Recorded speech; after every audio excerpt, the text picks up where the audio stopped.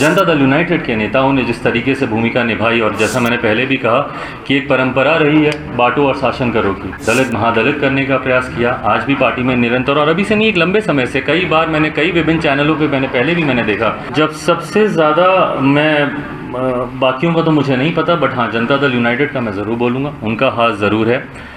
और सबसे बड़ी बात, पहले तो ये मेरा इंटरनल मैटर है, ये मेरी पार्टी का मैटर है। जब आपको अपने ही धोखा देते तो फिर आप बाहर वालों पे आप क्या उंगली उठाएं?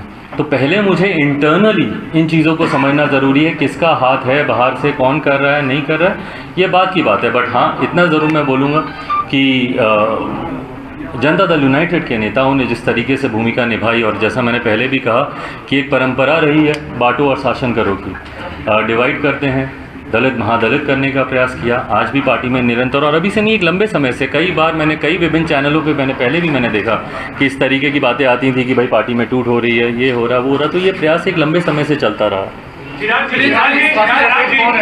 आपने पत्र में भी जिक्र किया स्वाति पटेल का, और स्वाति पटेल ने इस हिंदुस्तान पर ये कहा कि प्रिंस के ऊपर एवं शोषण का आरोप है, और ये सब आपकी जानकारी में था, क्या सच है सर?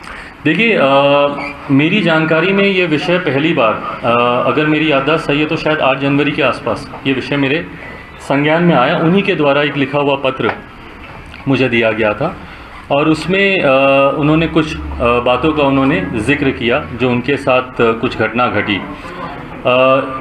जिस सांसद का उन्होंने जिक्र किया, मेरे भाई प्रिंस राज के बारे में उन्होंने कुछ बातों को कहा। जब मैंने उनसे, प्रिंस से जब मैंने इन बातों को जानना चाहा तो उन्होंने दूसरा पहलू मेरे सामने रखा।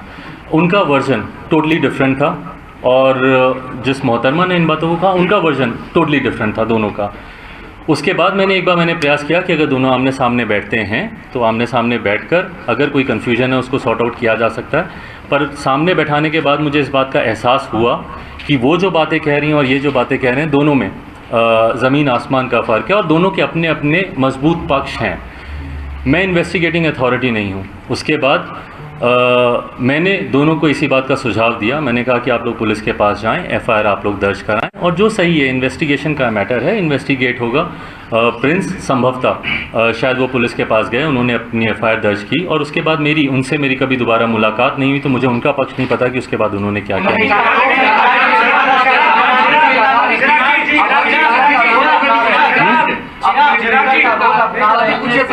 स्वाति के बीच में क्या चीज़? मीडिएटर का रोल अपना रहे हैं। नहीं, मैं कोई मीडिएटर, मैं कोई मीडिएटर की भूमिका निभाने के लिए मैं ऑथराइज ही नहीं हूँ।